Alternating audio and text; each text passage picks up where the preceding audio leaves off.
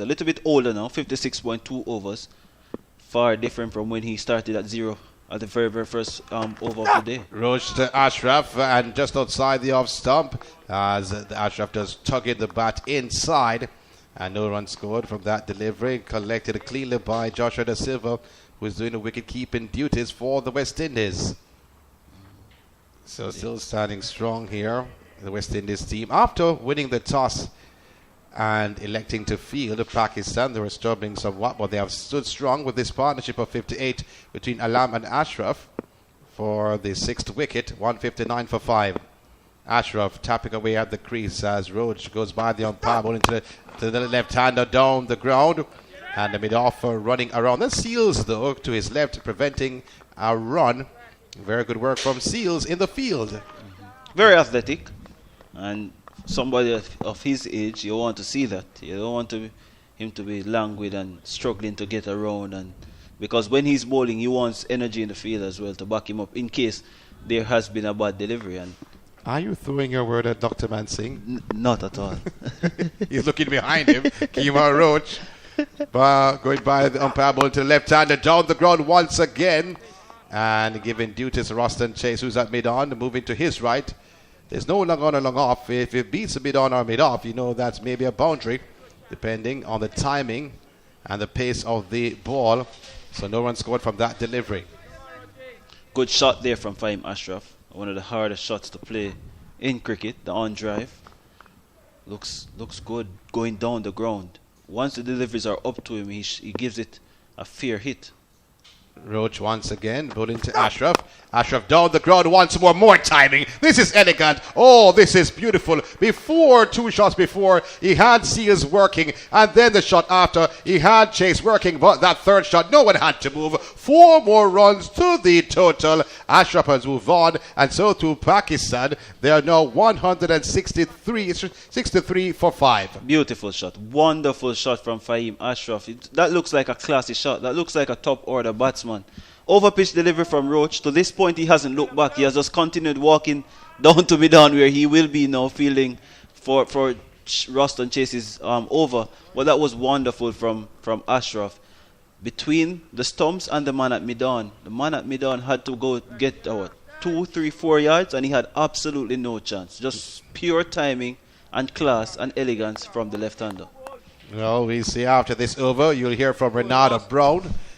He'll be coming in the hot seat. Not really the seat is hot, though, like Jerome's seat, because Jerome has artificial lights. In the meantime, Chase bowling to the left hand, and a tickling it fine. That's a brilliant shot by Alam. It's going pretty close to the boundary. Will it be saved by Blackwood? No, it does not. Oh, that was delicately done by Alam. 4 more runs to the total. It should be 167 for 5 at the start of over 58. Yeah, that body line delivery from Chase, easy pickings for anybody, even more so for forward Alam. That's his bread and butter. Into his legs, down the leg side, and the man at long leg didn't have any chance. The man at slip gave pursuit and was all in vain. 4 more runs to the total, 4 more runs to forward Alam. He's up to 38, and the partnership has grown to 66. Pakistan 167 for 5, trying to fight back here on day 1 at Sabina Park. Chase bowling to Alam from the Michael Holding end. On the pads, Tickles fine once again. Long leg coming in. They go through for 1. 1 is all they get. 168 for 5. Alam has moved on to 39. Yeah. 2 body line delivery there from Chase. Need to be on middle and off. Utilize whatever is left in this wicket so far with the moisture that is in it. Chase. We're bowling to Ashraf. Flighted delivery. Ashraf past the man at Silly Point. They go through for a single. And look at the field, though, for Ashraf. Silly Point. There's a backward point also made off. And extra cover. The cover field has gone back to the boundary, sweeping somewhat. So the score has moved on to 169 for 5. Now Alam be facing up to Chase. Chase operating from the Michael Holding end. Right arm spinner into his pads. Down the ground quickly. They go through for a quick single to the mid-on fielder, who was deep somewhat. And they go through quickly and certainly successfully for 1 more run to the total. A 170 for 5. Ashraf 31. Alam 40. Yeah, and that is putting pressure on the West Indies. Roach was on his heels a little at middle and probably still contemplating that on drive from Ashraf. Wasn't in tune. A very, very sharp single there from forward Alam. But playing the ball back down the track is by Ashraf. Fielded by the bowler, Chase. Still 170 for 5. Ashraf on 31 from 52 deliveries. Partnership has moved on to now 69. Alam on 40. He's at the non-striker's end. Chase once again from the Michael holding end. Bowling to the left-hander. Flighted, but punched back down the ground. Fielded not cleanly, but successfully by Chase. End of another over. 170 for 5. Pakistan. Ashraf on 31. Alam on 40. A partnership of 69 runs. And Pakistan certainly looking good after the tea break. It's a super sale now on at CaribbeanLEDlighting.com. Shop online and find the fixtures you're looking for at super low prices. Get flush mounts, wall mounts, vanity lights, pendants, and even chandeliers, all now on sale. Reap the savings on the perfect accessories to style or restyle your home inside or out. Log on to CaribbeanLEDlighting.com for the super sale now on. Caribbean LED lighting. Look on the brighter side. So the West Indies bowlers, they've been a little bit loose since the tea interval. Pakistan went in at tea at 123 for the loss of 5. They've gone up now to 170. Here's Kemar Roach. This one has Alam tucked up, pushes it into the offside, and there is no run. So it's 170 for 5. This Pakistan team, after they were in early troubles, early problems, but the 69-run, 6-wicket partnership has certainly revived the spirit in this Pakistan team. 3 slip, there's a gully, there's a man at cover, extra cover, so no backward point as Kemar Roach runs in. Again, Alam drops this one into the onside, and there is no run. Has gone up now to 40 from 80 deliveries. Forward Alam has grown into his innings, has started to look more comfortable, has benefited from some loose deliveries as well. So a couple of short deliveries from Jaden Seals in the spell after tea. And Kemar Roach turns and ball to the left-handed Alam. There's that delivery outside the line of the off stump. Alam just plays inside the line, allows it to go through to wicketkeeper Joshua Da Silva, and there is no run. Yeah, I agree with you. I don't think the West Indies have been as consistent as they were previously. You can still hear the energy, realize that the energies are up, chirping and all and clapping on and so on, but the bowlers have not been able to find that consistency. Probably is a fatigue or... So 47 runs conceded in a little over 30 minutes for the West Indies. So a bad spell as this one beats forward Alam outside the line of the off stump, goes through to the wicket keeper. There is no run. So 3 slip.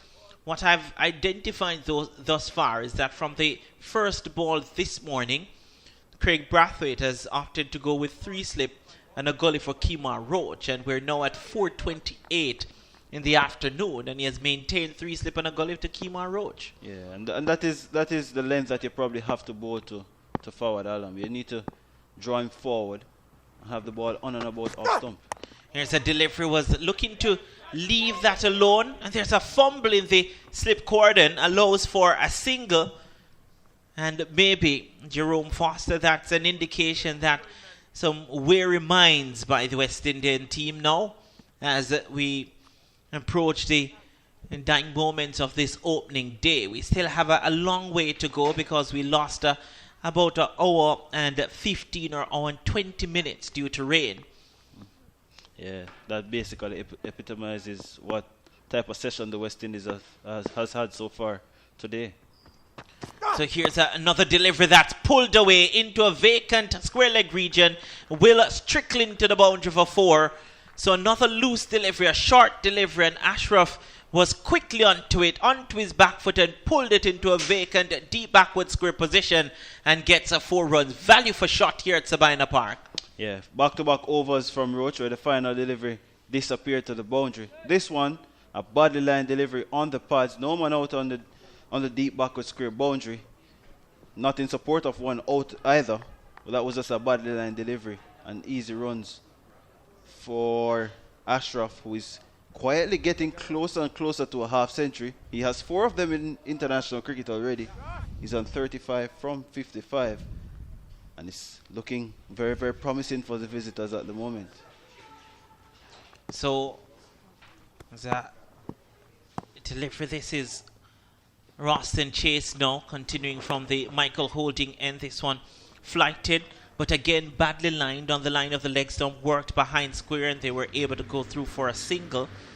So Roston Chase has so far not been consistent. So here is the ball to Ashraf. Onto the back foot, cuts this one in front of point, goes down to the deep point region. There's Jamel Warkan there. Has only bowled the one over Jamel Warkan before tea. And Roston Chase, who is, when a person feels, is the part-time spinner, is now into his 8th over. This one flighted delivery on the line of the middle stump. That is pushed into the onside by Fawad Alam, and there is no run. Yeah, and obviously the pitch is now settling down. Far easier to bat than this morning when it had a lot of moisture, a lot of in different bounces and so on. Caused some problems for the batsmen, but now Ross, what if you come on your next side?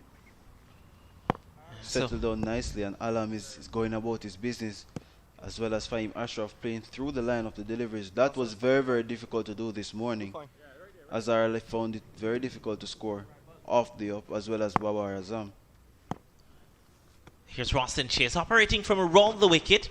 Another flighted delivery that's pushed firmly. Kemar Roach at that mid-on position, coming around to his right to do the fielding behind the bowler. There is no run. There's Jason Holter at mid-off. Jamel Warkan, as I said, sweeping on the cover boundary. There's a deep backward square. That's Jaden Seals as Roston Chase flights this one on the line of the leg stump, and again pushed into the onside, chance for a run out. And Ashraf was quickly up to the striker's end. And Craig Brathwaite, even though he got the ball into the glove of Joshua Da Silva, who clipped off the bails, Ashraf was well and truly in. Yeah, and you can sense the balance of the tides shifting a little bit here to the visitors, running a little bit more positively, trying to put the West Indies on the back foot. They're on their heels, basically going through the motions in the field, waiting for something to happen. Not a lot of excitement, not a lot of opportunities created by the current bowling duo, and playing into the hands of the visitors. The Pakistanis relishing what's on offer here at Sabina Park. There's a forward short leg in for Ashraf as Roston Chase comes around the wicket, and this one goes through the hands of the man at forward short leg. That's Powell. Went very quickly. Ashraf was onto the front foot, pushed it with firm hands, and by the time Powell could react, the ball was on the 30-yard circle and they completed a single. So the over comes to an end at the end of over number 60. It's 179 for the loss of 5.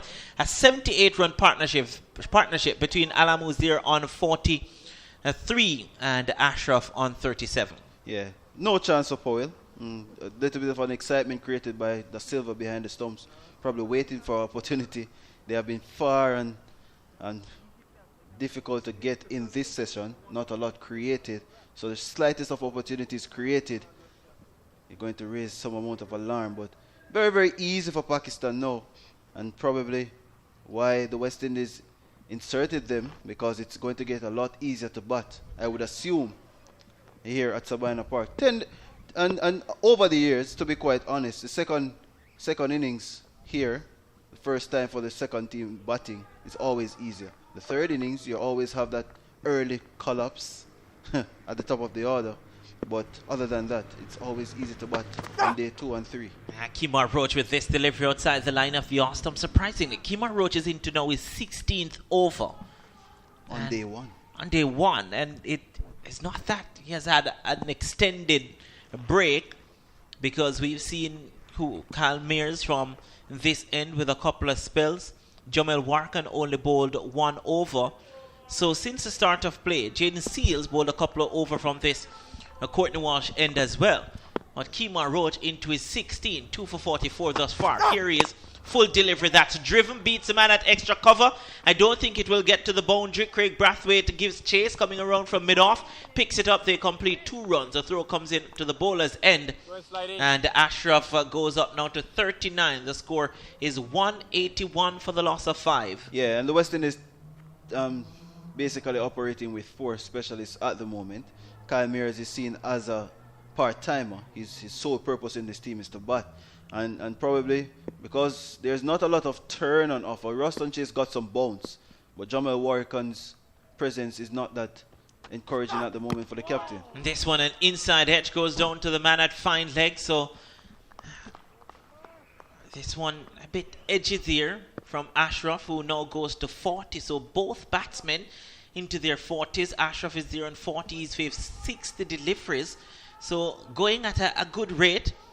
Alam 43 from 87. The partnership 81. 3 runs from this over so far. Kemar Roach, I said 4 maidens, 2 for 47. Halfway through over number 16. 60 overs completed. We're into over number 61. A full delivery that was whipped wristy from Alam. Can't beat Roston Chase at that short mid-wicket position. There is no run. You wonder where the West Indies captain will look to next. Who will he look to next? Kemar Roach can't go on forever. I would consider Jason Holder. He has bowled some, 9 overs so far today. Bowled an extended spell after the rain break. Caused some problems. And here is Kemar Roach, runs away from us. A full delivery that's punched back to the bowler. Kemar Roach does his own fielding. And again, Jaden Seals at mid-on was putting on his spikes to go chasing after that delivery. Had it not been for the outstretched hand of Kemar Roach, kept it down to a dot ball. So after a dot ball, they got 2 runs and a single. But since then, have been dot for Kemar Roach. 1 delivery to come now to complete its 16th over. Been held up here by umpire Wilson. And these two have a good history of batting together. They put on 109 against South Africa in the first test against South Africa recently. Yeah, that full delivery outside the line of the off stump, allowed to go through and then taking a knee was Alam. The over comes to an end. He's there on 43 from 90. Ashraf is there on 40. Partnership 81 for the 6th wicket thus far. The score 182 for the loss of 5. The latest here at Sabina Park. And it's as I said earlier, it's basically time for the batters. First couple of sessions were for the bowlers. They dominated. Found run scoring very, very hard to come by. Ball was dragging around. Movement off the seam.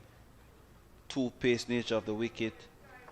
Batsmen hit on the arm, above the pads, loud appeals.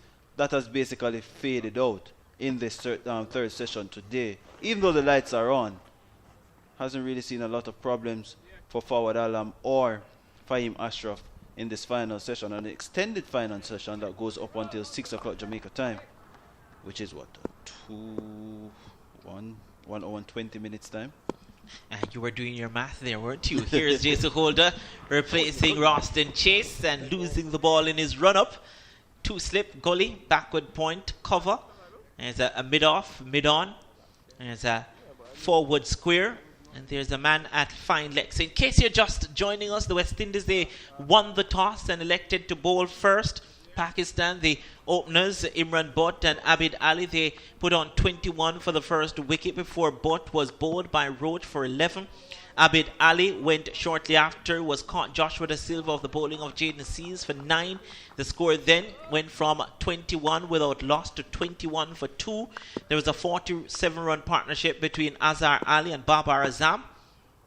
As Jason Ola runs away from the Michael Holding end, comes in, bowls this one, and beaten. That went through bat and pad. So a good start here from Jason Holder. Ashraf, the new bowler coming in, was late on that delivery and probably brushed the outside of the front pad. Good delivery there from Holder. And he's had some good success from that Michael Holding end today. has moved the ball both ways, gotten a lot of uneven bounce as well. His height has been a havoc for the Pakistani batsmen coming from that 6'7" frame. Not easy to bat on a pitch with so much moisture. Here's Jason Oldham, full length delivery, but too wide to induce a stroke. And goes through to the wicket keeper, no run. And the West Indies after a good start. We've seen these periods in West Indies cricket before, where the West Indies, they get off to a good start, but then there's just this period where they lose track of what's happening. They concede runs freely. They don't pick up wickets. And it allows the opposition to get back into the game and get on top. They have to ride out this period. Here's Jason Holder. And deliver back of a length. Onto the front foot was Ashraf. Defends it into the offside, no run. Yeah, and to add to that, the body language normally drops. But in this case, you can still see a difference. As if they're still in the game, waiting on that moment. And I think they're at this stage, they probably want to find another fast bowler. Somebody with some extra pace. That's missing so far today, but you don't pick a team for day one. You pick a team for 5 days, and I think the selectors would know that. At this rate, the West Indies could be bowling for 5 days. Here's Jason Holder, this one pitching and coming in towards the batsman, but started too wide, allowed shoulders arms, allowed it to go through to the wicketkeeper. There is no runs. I was giving you the rundown. So Imran Butt was first to go, bowled Roach for 11, Abid Ali 9. He was caught Da Silva of the bowling of Jaden Seal. Azhar Ali was next to go for 17, caught hold of the bowling of Seal, shared in a 47-run partnership with Babar Azam, who made 30. Azam was caught Da Silva of the bowling of Kemar Roach. Then it became 68 for the loss of 3, and then 68 for the loss of 4. So Piers. Here's Jason Holder. This one driven nicely down the ground. The man at mid-off only had maybe about 2 meters to get across and couldn't stop it. That's how powerful struck that was off the blade of Ashraf. That's a lovely drive. Full delivery. Just leant onto it and got it by the man at mid-off and into the ropes of 4. That was more of a brute force shot from Ashraf. The first one that he has really played in this innings. A ball on length from Holder. Obviously, he's not going to be too full because he's coming from back of the length, trying to get it up to the batsman. But Ashraf, using his power there, smashed it down the ground. Here is Holder again. This one back of a length, and again Ashraf fully behind it and defends it. And there is no run. So it is Ashraf on 44, Alam on 43, 85 run the partnership. And Pakistan, they are 186 for the loss of 5. The latest score here at Sabina Park. Bro, did you know that if you switch to LED lighting throughout your home, that you could save as much as 80% on your lighting costs? Yes, man. And did you know, wait, you knew that? Of course, I also know that with using LED lights, I get brighter lighting that lasts longer and is better for the environment too. And by choosing my LED lights from Caribbean LED, I get up to 3 years warranty. Wow, you know very much. I hear all the ads on radio for Caribbean LED. Call them and ask at 621-0092 or visit them in Laura Estate or Wildy if you don't believe me. So the first 2 wickets went at 21, then the next 2 wickets went at 68. So it was 68 for 3, then 68 for 4, and then Mohammad Rizwan was the 5th wicket to go for 23, was caught lost in chase of the bowling of Holder. That was, at that stage, the score was 101 for the loss of 5. And so far, these two, they've added some 80 odd runs, 85 runs to be exact. And to think, the score was 123 for the loss of 5 at T. And now they've taken that about less than an hour since the T interval. And the score now 186 for the loss of 5. As we say, good afternoon to Dr. Akshay Man Singh again. Good afternoon, and it's been very much Pakistan's session since the resumption of play after tea. The batsmen looking very positive, looking very comfortable and playing strokes at will. The spin bowling of Hope, just before we parted, we said he was getting a bit of bounce and maybe a second step would have been warranted.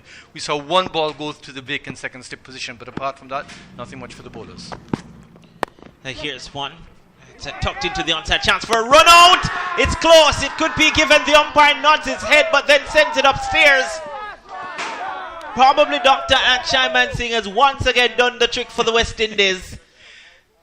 It felt like he needed something like that, but that was excellent fielding because it had to hit directly, and very much so from the point position, diving in, just flicking it towards the wicket. And I think that the batsman looked like he was about a step short. We will see this on the replay very, very shortly.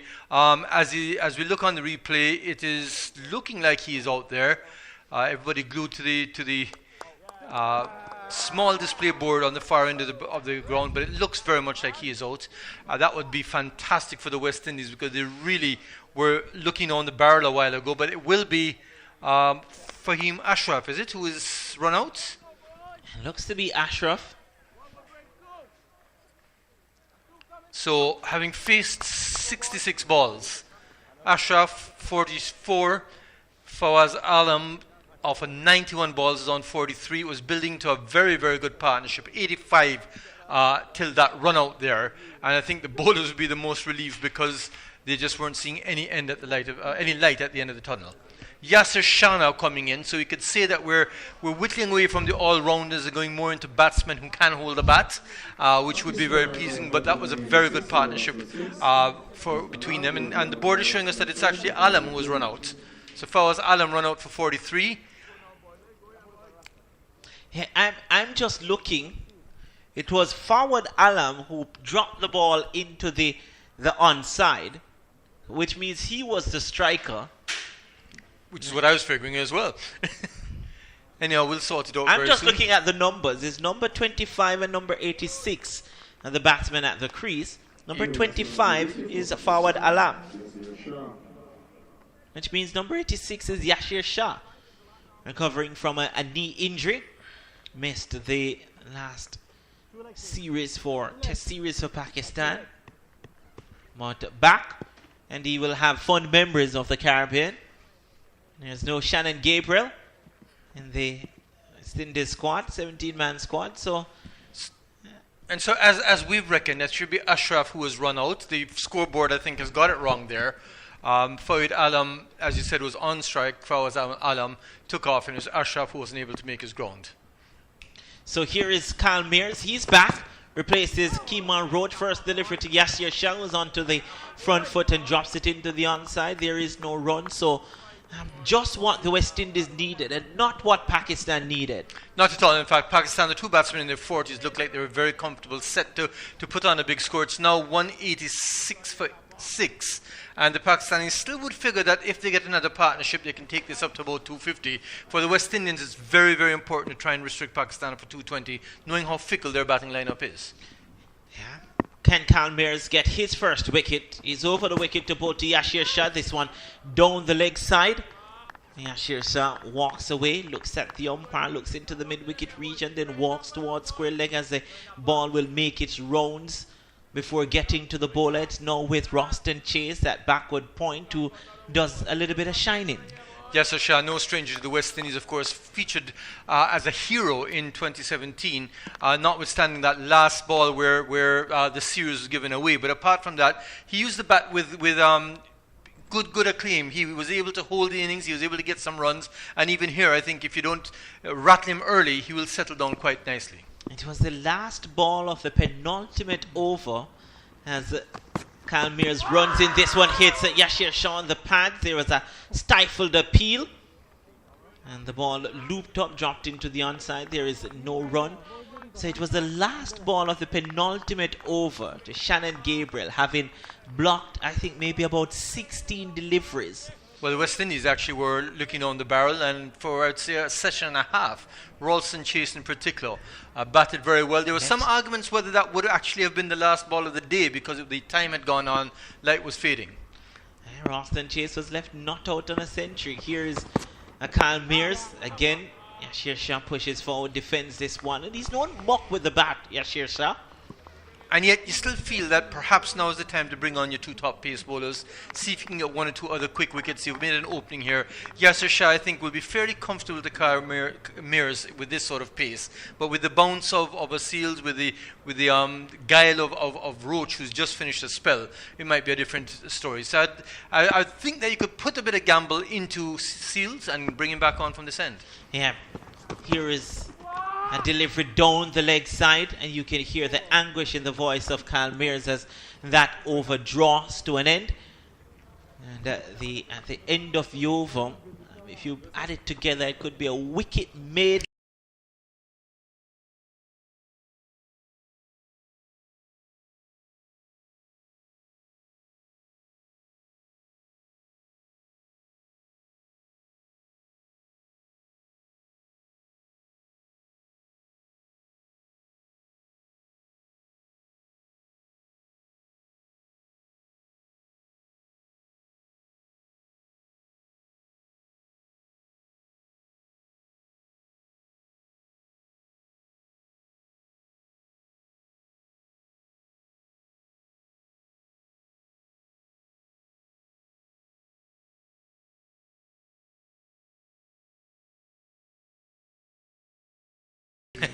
And They say he's on strike now.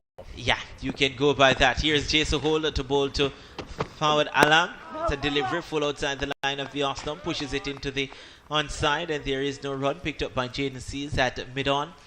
And so much has been said about cricket and your batting technique and your elbows high and being a side-on position, but we've seen so many variations in stance over the years, and it's what works for you. And so far, this is working for Fahim Ashraf. The truth is that he does square up. He does square up when he's actually facing the ball. So no matter how twisted he is before, he takes a step and gets into line and is able to then negotiate the balls fairly correctly. Takes a huge stride. It's more than a step. His left foot is outside leg stump, then takes a huge step as this one is hit on the pads, goes down the leg side, picked up by Joshua Da Silva. So he starts outside the leg stump with his left foot outside the leg stump and his right foot roundabout on the return crease. And then before the ball is delivered, he ends up with his left foot roundabout mid and leg. Well, that exaggerated stance, I think, is inviting bowlers to bowl into his body, which is what he's trying to do. The interesting thing is he takes a guard every time but doesn't stand on the guard. So I think he's coming into that position when he makes those step and a half or an exaggerated step to line up behind the ball. So let's look again. So he actually steps over to maybe mid and off. So he's standing chest on, facing the bowler, looking at the bowler, but at the point of delivery, gets outside the line of the off stump and plays this one back down the pitch to the bowler.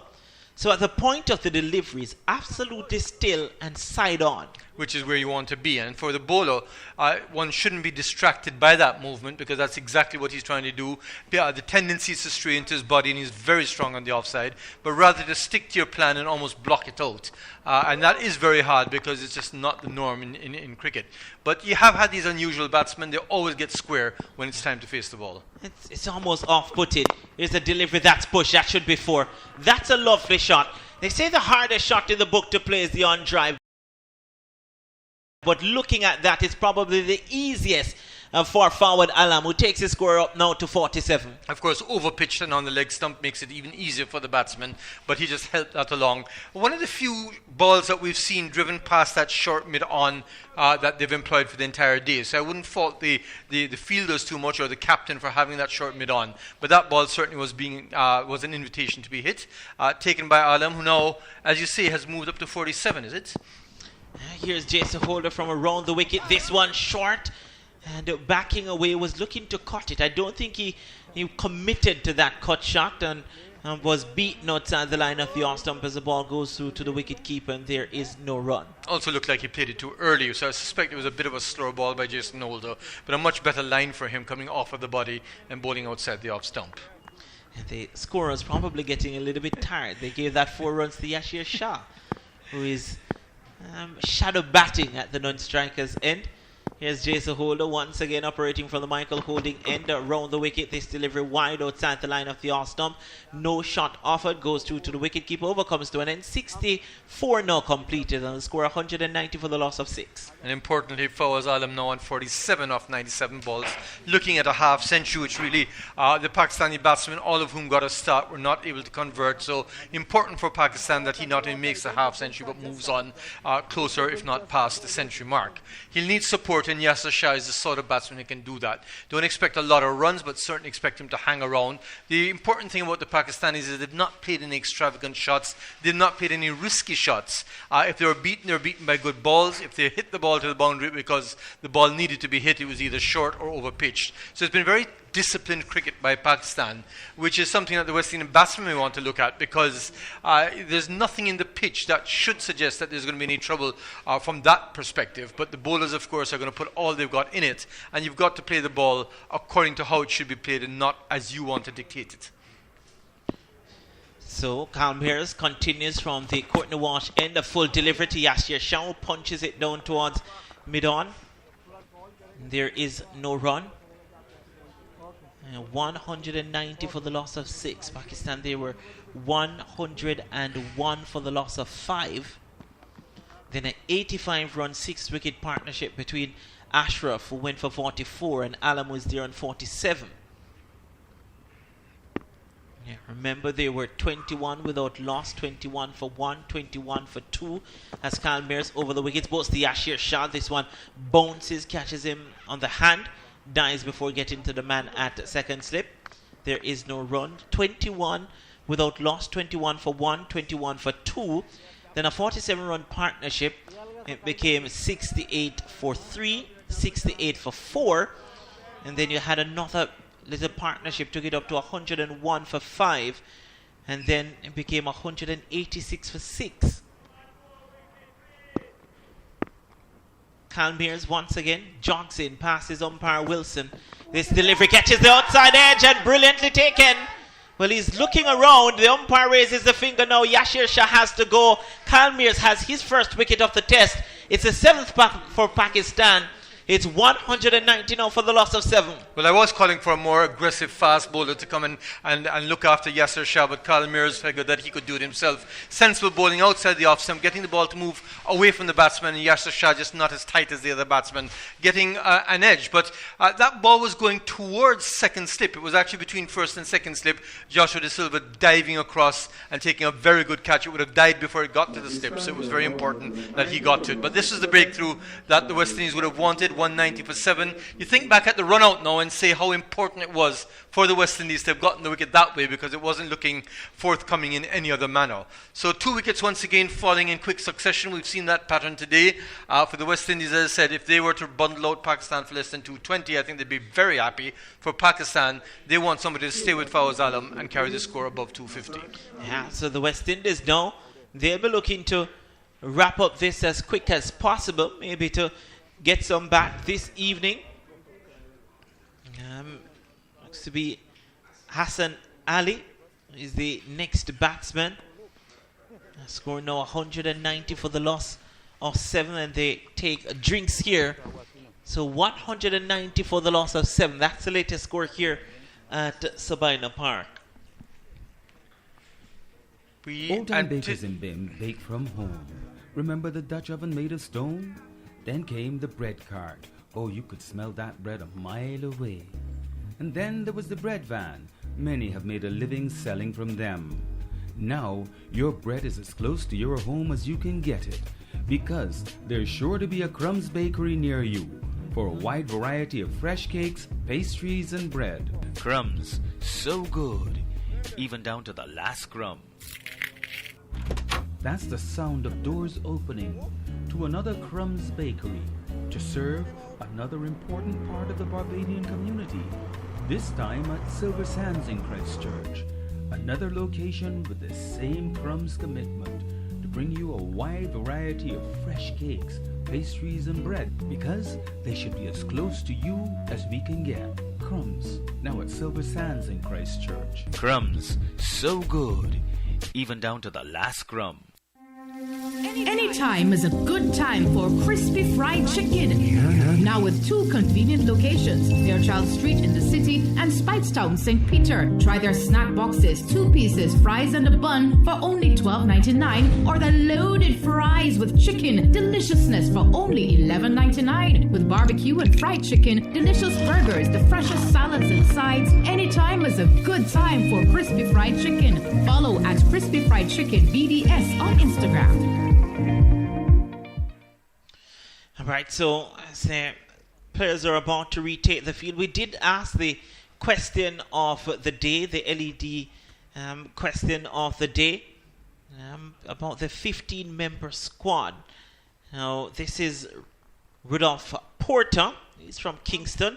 And his 15, Pollard, Puran, Chris Gale, Evan Lewis, Fabian Allen, Dwayne Bravo, Jason Holder, Andre Russell, Shimron Hetmire, Linda Simmons, Hayden Walsh, Akil Hussein, Obed McCoy, Sheldon Cottrell, and Alzari Joseph. That's his team. So we've gotten some response. We've gotten one from Shannon Mulcair from St. John's, Antigua. Chris Gale, Hetmire, Darren Bravo, Dwayne Bravo, Puran, Fabian Allen, Dwayne Bravo, Sheldon Cottrell, Fidel Edwards, Andre Fletcher, Chris Gale, Shimron Hetmire, Jason Holt as Kyle Meertz comes in to bowl to the new batsman, Hassan Ali, who tucks this one into the square leg region, goes through for 1.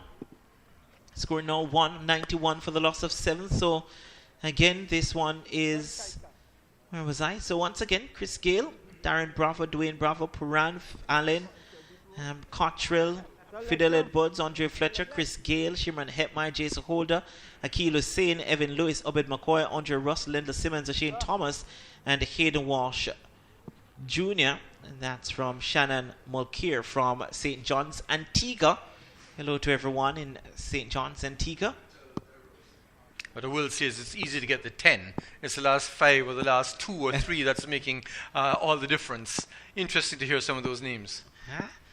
There is Kyle Mears from around the wicket to bowl to Alam. This one gets the outside edge in between second slip and the man at gully. The space was there. It brings up 50 for Alam. 50 comes up from 98 deliveries. And a fortuitous boundary in the end, but he will take it, and he will take a half century. Indeed, and I would like to congratulate him for that half century, the only one to do so far. Yes, a bit of luck, but he has batted for, is it 2.5 hours now, 157 minutes. And if you stay there long enough, sometimes luck will fall your way as well. But it's been a good innings by him. Once again, not too extravagant, playing within his capabilities, getting that 50, and certainly I think he'd be looking to increase the pace a wee bit with the lower end batsmen coming in at this point, but I don't think you'll see many risky shots. Here's Kyle Mears once again to bowl to Alam, who's there on 51. This one just tucked him up. Was looking to back away and punch it into the cover region.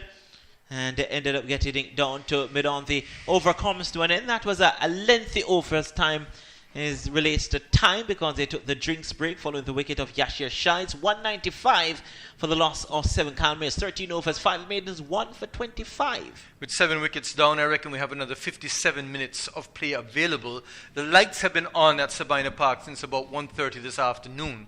The ambient light seems to be okay in terms of around the city, and so a 6 o'clock end of play is not far-fetched. There's no threat of rain anymore, and one just has to wait and see if the West Indies can get those 3 wickets, or if Pakistan can survive this last period of play. So interest remains, because of course if they get the wickets very quickly, then we may actually see the West Indies going out to bat tonight itself. Back on our historical train, first day of the 1977 Test match, Pakistan versus West Indies, 11 wickets dropped. Is that going to happen today? Well, I tell you what, Doc, it's a pretty interesting position. If you're Craig Brathwaite, to wonder if you're saying, let's pick up 2 more wickets and then we'll try to lock shop for the rest of the day so we don't have to bat this evening, or he's saying, let's get rid of these wickets early. And Jaden Seals comes back as this delivery is full outside the line of the off stump, goes through to the wicketkeeper, no run. You reckon the fact that he's brought back Jaden Seals from that Michael Holding end, he's looking to get these 3 wickets and get in as quick as possible. Being one of the opening batsmen, of course, he's going to have to make that decision for himself. But no, any team would want to bundle them out. You're there to play cricket, and if it means you have to go out and face 10 overs, we'll go and do it. That's what they sell you on, Doc. If you have a choice, I'm pretty sure you want to come early tomorrow morning. 3 slip in place, gully, backward point. There's a short, wideish mid-off as Jaden Seals comes in to bowl to Hassan Ali. Allows this one to go through to the wicket-keeper. Well, just pulled his bat away at last minute. You wonder if Fawad Alam will look to retain most of the strike, and if it will be a situation where it will look to push on for quick run should Pakistan lose another wicket or two. I reckon if they're to lose another wicket, you would see that from forward Alam. He hasn't shown aggression apart from the balls that need to be put away, but I think he does have the capability to do so. Whether he'll retain the strike, well, I think he'll give a bit of credit to Hassan Ali. And here is Jaden Seals over the wicket to bowl to Hassan Ali. This one back of a length, pushes it, can't beat the man at backward point, diving away to his left. That's Jamil Warkan. Has pulled out a couple of dives already today. Jamil Warkan, probably there for his fielding, has only bowled 1 over in the entire game thus far. That was just before tea. Well, that he hasn't bowled reflects how well the fast bowlers have bowled, I think, rather than the fact that he hasn't been brought on. Ralston Chase giving the job of the first spinner, if you want to put it that way, getting good bounce, bowling fairly well. But Warkan does have a role to play, I'm sure, in this test match later on. And Jaden Seals once again over the wicket to bowl to Hassan Ali, who goes for a big heave down the ground, misses it outside the line of the off stump, goes through to the wicket keeper. And we spoke about forward Alam maybe trying to get a move on. Probably it's Hassan Ali who will do that. What we notice about Hassan Ali is that he doesn't get across to the ball. So you're seeing a lot of daylight between the body and the bat when the ball is outside the off stump. None of the Pakistani batsmen or batters have done that thus far.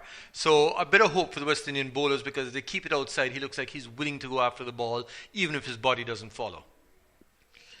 And Jaden Seals will be looking to pitch this one up. There's a forward short leg maybe for the surprise short delivery. Don't think it will be this one as he runs in this one. Worked it down towards mid-on. There is no run.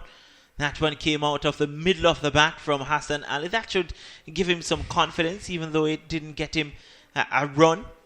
What it has done, though, it has caused Craig Brathwaite to change the field. The man at forward short leg has now gone out to a deep backward square position. Interesting change, because that ball was on the body. Hassan Ali played it well. Outside the off stump, he has a bit of space between body and bat. You'd have thought they'd maintain that offside line and keep the forward short leg there for pressure. But instead, you've got a fine leg and a deep backward square. Wouldn't want to pop one up into the onside now. As Jaden Seals runs in, this one is worked into a vacant mid-wicket region. They go through for 1, should turn for at least 2. That they do now. So it will be 2 runs to the credit of Hassan Ali, who takes his score up now to 3. And the Pakistan scores 197 for the loss of 7. And once again, a peculiar line there by Seals, because it was on the body, allowing Hassan Ali to play the ball on the onside, which the Pakistanis by and large seem to be stronger on, the onside shots. But outside the off stump, he looked a little more tentative. Now, Jaden Seals does have the ability to carry the ball across the batsman, so I don't know if he's trying to get that and it just didn't work out, but he had a peculiar line there compared to the first few balls of the over. So the West Indies once again won the toss, inserted Pakistan. Pakistan scored 21 before the first wicket. Butt went for 11, then Abid Ali for 9. They scored 21 for 1, 21 for 2. It was Azhar Ali who then went. As Kyle Mears runs in this one down the leg side. There is no run. Taken again by Joshua Da Silva, who has had a tidy game thus far behind the stumps. Line once again slightly inconsistent with his field, going down the leg side. Good take by Joshua Da Silva, as you'd expect from the wicketkeeper. But still 2 slips and a gully. We did see the ball in the last over go between the second slip and the gully. What do you call that? 3 slips now as Blackwood comes a bit closer. So 3 slips and no gully. And here is Kyle Mears, the ball to Hard Alam. This one goes through to the wicket keeper on the bounce. There is no run. So it was 21 for the loss of 2. Then Azhar Ali went for 17. Off the bowling of Jaden Seals. Babar Azam shortly after for 30, 68 for 3. Then 68 for 4. Then Mohammad Rizwan made 23, was 101 for 5. Then an 85-run partnership between Fahim Ashraf and Fawad Alam, as this delivery again allowed to go through to the wicketkeeper, and there is no run. Ashraf was run out for 44 by Ralston Chase. It became 186 for the loss of 6. And the last wicket to go was that of Yashir Shah. Myers string a bit not as tight as he was before, so you can see him bowl 2 balls down the leg side, 2 balls wide of the off stump. One hopes that he'll get a bit closer to the batsman with this. Here he is now, a full delivery. That's whipped into the onside behind square by Alam. Goes through for 1, turns for the second. Gets it comfortably in the end. A 199 now for 7. And 101 for 5, Doc. You got the feeling that Pakistan could have been bowled out for less than 200. Well, they do bat a bit deep and they bat sensibly, and so I think what you saw was Alam taking the opportunity of just pacing himself through it. So in 103 balls, 165 minutes, and he looks as fresh as he was when he came in.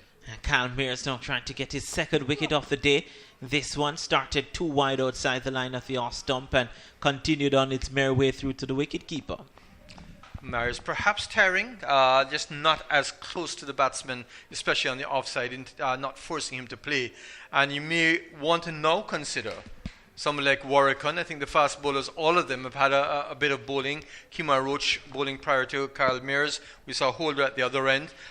With a tiring Mears, you may want to bring on Warrican at this point, but I don't think Mears is doing very much to trouble the batsman. Starting to see some shadows emerging from the sunlight peeping out from beyond the clouds as this one is worked down towards mid-on and goes through for a quick single. So we asked about maybe Fawad Alam will be looking to keep the strike. He took a quick single there, brings up the 200 for Pakistan as well. 200 coming up off 406 balls in 311 minutes. So Pakistan, and they still have 3 reviews remaining, getting to the 200 mark. Perhaps not as pleased as they would be because 7 wickets are down. But I don't think they'd fault themselves too much because all of the batsmen got in. They played fairly well. They were out to good balls, good deliveries. I don't think there was any indiscipline. Perhaps the run out was a bit risky, but then that happens. And they like to take quick singles. We've seen them do that all through the day. So for the Pakistani point of view, just too many wickets down. But I don't think they'll be too upset with the batsmen. Just that nobody went on except for Fawad Alam so far. And Jaden Seals will continue from that Michael holding end. 2-slip gully. I said the sun emerging, the shadows casting now across the Bina Park. Here's Seals, this one.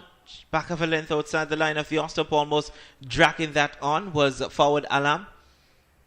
Got the under edge, bounced a couple of times before getting to Jermaine Blackwood in that gully region. Interesting to see if that's a gully or a third slip because it really brought him much, much closer to the slip cordon. And that might be because of the balls that were squeezing into that gap. Not a formal third slip still because he would have to take another step to his right. But to be a gully, you'd have to take a step to his left. So I'm not too sure what you're going to call that one. Let's call it Jermaine Blackwood. Here is Jaden Seals, full delivery on the line of the middle stump. That's worked down towards mid-on, and there is no run. So there's a deep backward square, and there's also a fine leg or a long leg in place. So if it is that you want to plug that gap, you could maybe think about taking out the man at deep backward square and to put him in gully.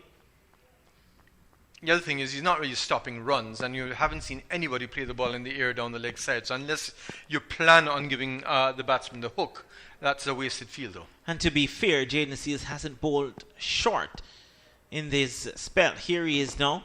The ball here's a short delivery. Two come, then he comes down to the man at long leg, as opposed to deep backward square. So that man, as you said, Doc, was probably a wasted fielder. The right-hand, left-hand combination causing the umpire to walk across, causing the fielders to move from one side to the other. The bowler also readjusting his bowling. He's now going to be bowling over the wicket. But a lot of movement after that one run. I think the fielders and the umpire would prefer them coming in twos. I'm pretty sure. Joel Wilson, umpire Gregor Brathwaite. Gregor Brathwaite is the standing umpire now. Wilson at square leg as Jaden Seals comes in and bowls this one into a vacant mid-wicket region. Hassan Ali again gets the single. And for the West Indies, and I'll say this, when you get Hassan Ali on strike, I'm going to assume that Craig Brathwaite would be pleased with him getting off strike after one delivery. That's Hassan Ali. I don't think he would. Fawad Alam, you feel, is looking like he wants to be on strike. So even when he takes a single, he's not too happy about it and tries to get back to the striking end as fast as possible. The West Indies is obliging because the field is spread out a bit. So once you make contact, you're likely to get that single. I would want to see them trying to bowl more deliveries to Hassan Ali. Here's a delivery again that was short. So the man at deep backward square has come into the circle at square leg but fumbled the ball, and the two batsmen were mid-pitch thinking what to do but couldn't defect a run out as they go through for the single. The score goes up to 203 for the loss of 7. Interesting field there for Alam because they have the long leg as described. This deep backward square came back to a square leg, and then you had a mid-wicket and a mid-on. So the line completely changed, the line of attack to something on the body. I don't know if they feel that Fawaz Alam is going to go after them, and therefore they're trying to choke him up on the leg side, but it's a complete change in tactics. So one delivery in this over to bowl to Hassan Ali. There's a deep backward square in place. There's 3 slip and a gully as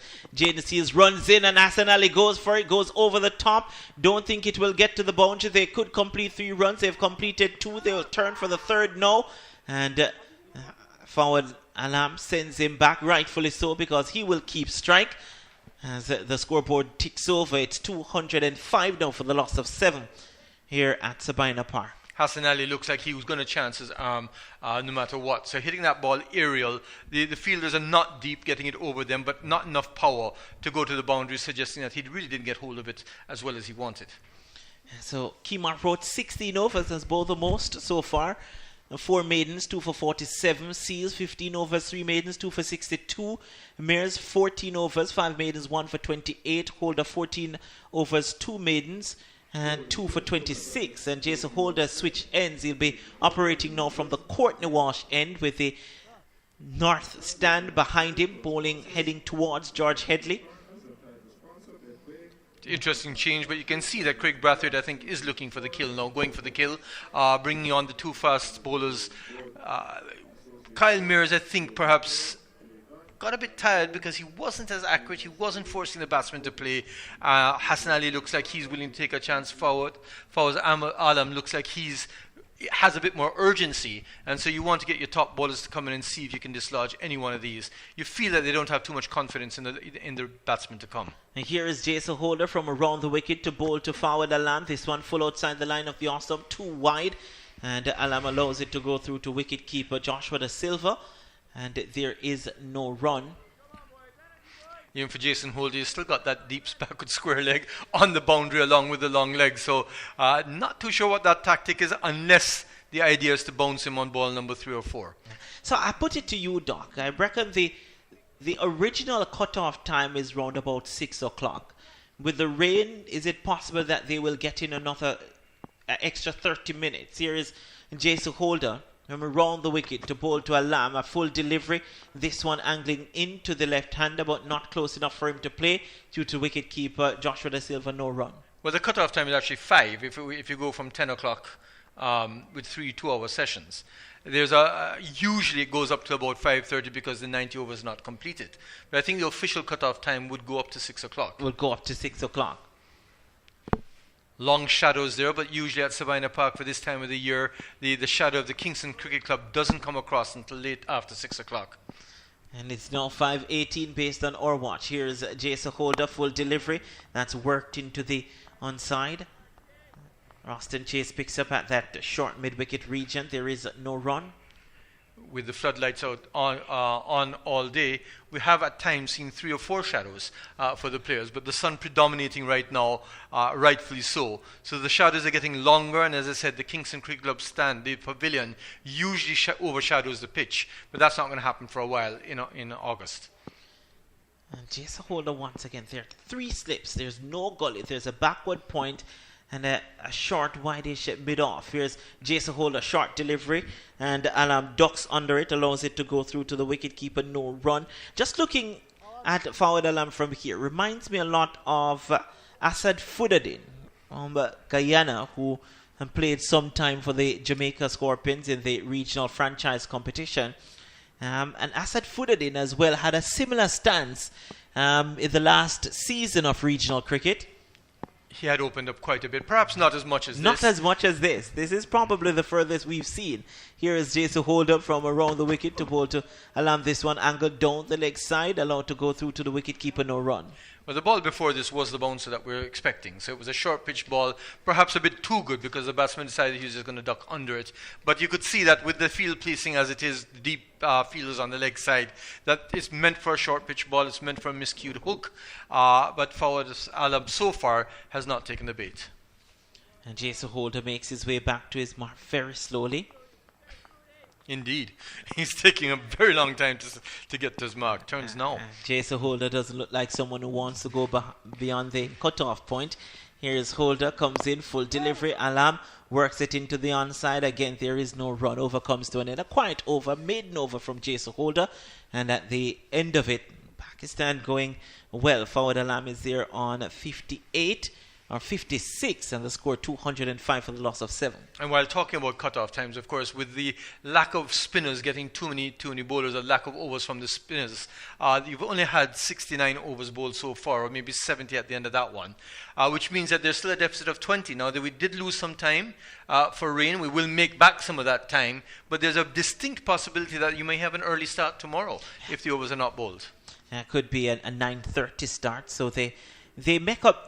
And try to get it right here. So they make up the 30 minutes either at the start of play or at the end of play. But there's a definitive cut-off time. So even though there's that hour given up to 6 o'clock, they're unlikely to go beyond that. And I'd rather say they won't go beyond that. But as you say, they do have the option to come back at half an hour earlier and start the next day's play. And we've seen that during the home series this time, when both in St. Lucia and I think it was in Antigua as well, they had to start early to make up some overs. This time, a lot of it is because of the rain, but also because the fast bowlers have been operating all day. Well, I tell you what, based on what's happening in Jamaica with the COVID-19 and restrictions, the second test, cut-off time could be around about 4 o'clock. Here is Jaden Seals. This one, Hassan Ali goes for it, gets it over the slip cordon and races into the boundary for 4. It was a delivery that was full outside the line of the off stump. He gave it everything, got a thick edge, top edge, one bounce into the rows for 4. And that's exactly what Hassan Ali has shown that he wants to do. He wants to go after the ball outside the off stump. They were choking him on the body, I thought, unnecessarily. Yes, it went for 4. In fact, they've dropped the third slip now to third man. But the reality is that that's a reaction that perhaps is a bit premature because it wasn't a deliberate shot. It was an outside edge. Yeah. And if I were Craig Brathwaite, that man who is there at short mid-off, you could put him a little bit back and straighter because Hassan Ali will throw his bat at it. Here's Jaden Seals. This one down the leg side should be 4. It is 4. Wait for the signal. Could be leg buys. It is leg buys. So straying full and wide outside the line of off stump. Induce the top edge. One bounce 4. This time overcompensating down the leg side, and it has gone to 4. And I do feel that Seals is trying to get that natural movement across the body of the batsman. It's not happening at this stage of the evening, because of which the ball continues on its line outside leg stump, taking the pads there. No chance for De Silva to get it. And of course, there's no body at fine leg. It's more a long leg, a very square position. So there's no chance of getting those fine balls. And Jaden Seals back at the top of his mark. 2 slip, gully backward point. There's a third man in place. There's also a short mid-off, mid-wicket, mid-on, and a long leg as Jaden Seals runs in this time. That's hit wonderfully back over the bowler's head into the rows for 4. Hassan Ali not messing around. The last 3 deliveries at 12 runs. And Pakistan, towards the end of this opening day, started to get a move on. And Hassan Ali, we were talking about Fawad Alam taking most of the strike, and that's what Pakistanis would want. I think they're quite happy to have Hassan Ali there because he certainly is taking the attack to the bowlers. Here's where the inexperience of a young bowler, Jaden Seals, in his first full season of international cricket, has to get some advice from the senior bowlers, has to get advice from the captain. 3 4s in a row, of course, one of it was a leg by. And you're seeing a lot of, instead of support, a lot of reaction from the captain. So one slip was dropped down to third man. Now he's taken another slip out and put him to what would you call it? Not even a leg slip. It's I'm getting not sure where he's going. Square at 45. Because he's now standing in front of the man at long leg. No. I'm not sure what he's doing. So he's standing directly in front of the man at long leg. Leg gully. He's almost at leg gully. So here is Jaden Seals, the ball to Hassan Ali. Short delivery. and Hassan Ali ducks under it. So there's a slip, there's a gully, there's a third man, there's a backward point, there's a short mid-off, there's a man at corner 3/4 ways towards the boundary, because that's not mid-wicket. Probably deep straight mid-wicket, but not all the way. But there's also a man at deep mid-wicket 3/4 ways, and there's a man at long leg. So not sure what Captain Craig Brathwaite is thinking of here, bowling to Hassan Ali, who is the number 8 batsman for Pakistan. But he's there on 14, and he has faced 13 deliveries. Here's Jaden Seals once more. Runs in to bowl to the right-hander over the wicket. This one, a short delivery, got him in all sorts of problems. Didn't get the outside edge or the glove. Goes through to the wicket-keeper, no run. Score remains 217 for 7. And a peculiar field there, as you mentioned, because you don't see what the bowling plan is. And then the very next ball is outside the off stump, having the batsman jump where your slips would be employed. So I hope it's not reactive. I hope that there is a plan behind this bowling. But at the same time, you may not want to think about something like a Kemar Roach coming in and using his experience to try and work on Hassan Ali, who obviously is there to have a go. Once again, let me see if I can describe the field for you. There's a leg gully, there's one slip, there's a long leg, there's a third man, as this one is hit and it's gone to the man at leg gully. So we didn't see the plan, but the plan works. A short delivery was looking to maybe tuck this one down the leg side. It got a glove and looped to the man there at leg gully, who is now having a word with Hassan Ali as he walks off. That's Kyle Mears. So it was an awkward field to an awkward batsman and delivers the result. The 8th wicket goes down. It's 217 for 8. And Hassan Ali, while he leaves the field, is constantly gesticulating to the West Indian players. I think something may have been said there. But as we said, there must have been a plan behind that field setting. The leg gully put in place immediately after Hassan Ali went over the top in front of the wicket. And it was clear that the idea was to bounce him out. It paid off in the end, and it seems like it wasn't just that delivery, but there was a lot going on before it, because as he got out, you saw a lot of gesticulating between Hassan Ali and the West Indian fielders. Tell you, old-time bakers in Bim bake from home. Remember the Dutch oven made of stone? Then came the bread cart. Oh, you could smell that bread a mile away. And then there was the bread van. Many have made a living selling from them. Now, your bread is as close to your home as you can get it, because there's sure to be a Crumbs bakery near you for a wide variety of fresh cakes, pastries, and bread. Crumbs, so good, even down to the last crumb. C-A-O. What you doing? Practicing how to say hello in Italian so I can go impress the folks at Caribbean LED. You mean because they have the new Fumagalli range of fixtures, ideal for outdoor use, especially for homes like ours in the tropics, affected by constant sunlight and sea spray? Fumagalli. Alright, you. Head to the store at Wildy. I will go to the Laura Estate location on my way home. Oh, and it's not Ciao, it's pronounced Chow. Wait, it's Chow? Ciao. Probably that's what was said to Hassan Ali as he walked off by Kyle Mears. Kyle Mears was probably surprised that the ball even came to him. It was a plan that came off to the tee. Well, it was a mishit, so I guess that was what the plan was, that he was going after it and will miss-hit. Certainly didn't miss-hit the balls that he was hitting in front of the wicket, or getting over the slips cordon. So Jason Holder to bowl to Fawad Alam. The new batsman, by the way, is Shaheen Shafridi. This one full outside the line of the off stump, and Alam pushes it into the cover region. There is no run. So has soaked up a couple of dot deliveries. He's been on 56 for an extended period, Fawad Alam. Nice to see S. Afridi on the scoreboard, but it's not Shahid Afridi, it's Shaheen Shah Afridi. Not quite the same capability with the bat. So Alam, I think, will want to farm the strike now. I think you'll see him either going for the 4s, the 2s, and then trying to get that single. Here's Jason Holder over the wicket to bowl to Alam.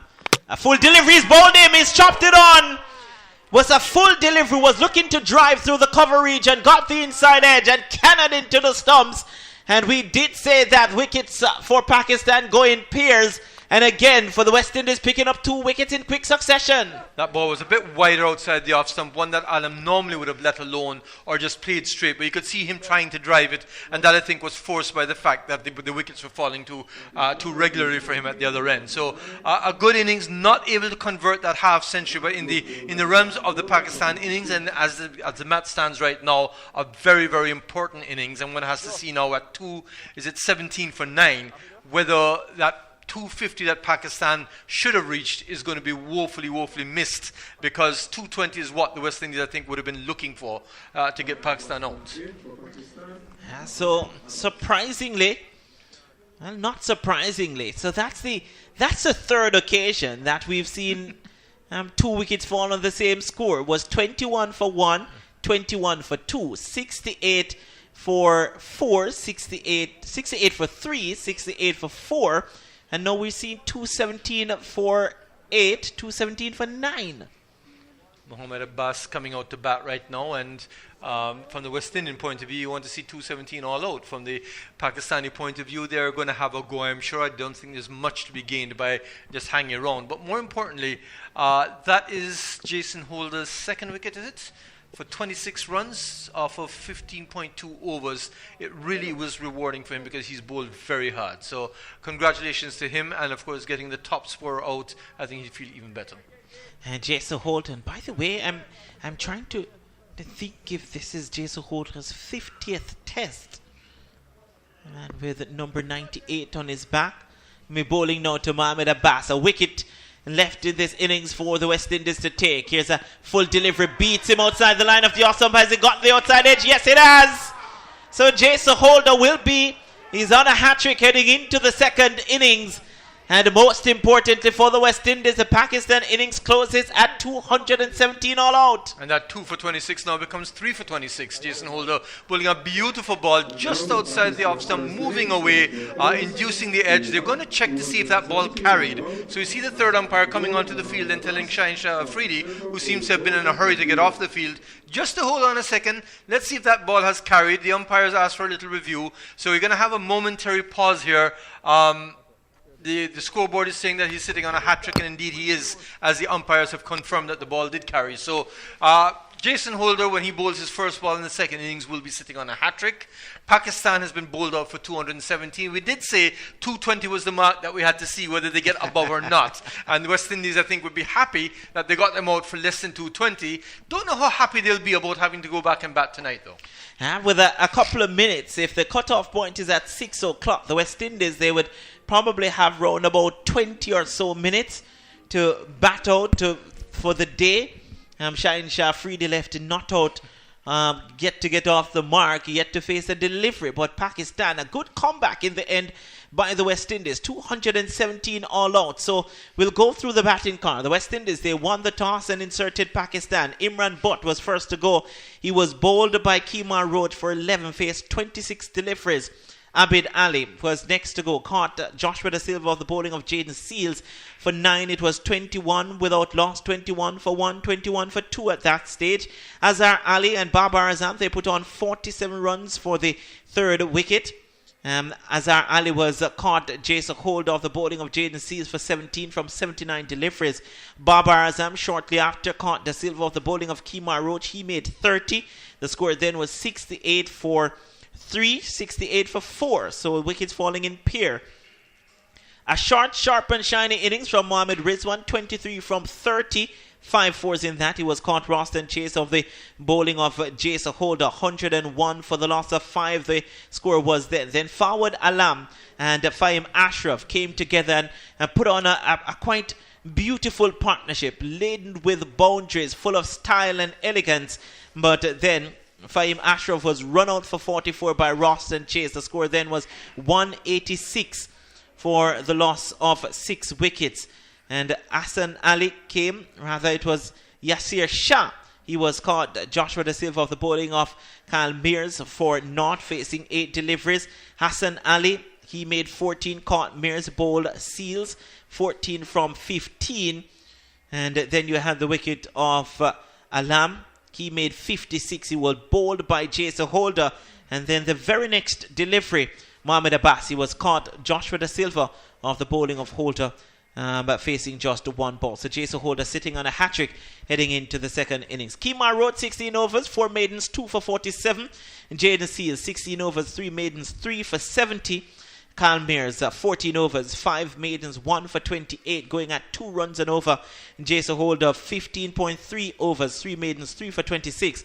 Roston Chase, 8 overs, 1 maiden, none for 33, going at 4.12. And Jamel Warkan, the solitary over, cost him 4 runs. That was bowled just before tea. So Pakistan bowled out for 217 here at Sabina Park in 70.3 overs. And 2021 has been a good advertisement for Test cricket, and this match continues to be so. For those who are used to the fast-paced, early ending matches of the white ball variety, to appreciate a Test match, you've got to take each session as a skirmish, each day as a battle, and each match as a war. And each skirmish so far has been very good. The first session going to the West Indies, second session going to the West Indies with Pakistan making a comeback. The first half of the third session, certainly Pakistan's. We saw quick scoring, we saw a good partnership, and then we saw a fantastic comeback by the West Indies. We still have about half an hour to go. Who will that final bit of the third session go to? But this is what makes this Test match so thrilling, because roll that into 5 days and you get a lot of excitement, sustained excitement, and a lot of good competition. He would score the first 17 overs for the West Indies before the rain break. 34 for 2 Pakistan were when rain came. And then after a slight partnership, that 47-run partnership, Pakistan got on top, but then back-to-back wickets for the West Indies. And then that 85-run partnership between Ashraf and Alam just almost threatened to take the game away from the West Indies and to have Pakistan back through the opening day. But the West Indies, with some wickets towards the end, has seen Pakistan bowl out for 217. So the West Indies, their innings will start shortly. Pakistan bowled out for 217. The latest score here at Sabina Park. Old-time bakers in Bim bake from home. Remember the Dutch oven made of stone? Then came the bread cart. Oh, you could smell that bread a mile away. And then there was the bread van. Many have made a living selling from them. Now, your bread is as close to your home as you can get it, because there's sure to be a Crumbs bakery near you for a wide variety of fresh cakes, pastries, and bread. Crumbs, so good, even down to the last crumb. C-A-O-C-A-O. What you doing? Practicing how to say hello in Italian so I can go impress the folks at Caribbean LED. You mean because they have the new Fumagalli range of lighting fixtures, ideal for outdoor use, especially for homes like ours in the tropics, affected by constant sunlight and sea spray? Fumagalli. Alright, you. Head to the store at Wildy. I will go to the Laura Estate location on my way home. Oh, and it's not Ciao, it's pronounced Chow. Wait, it's Chow?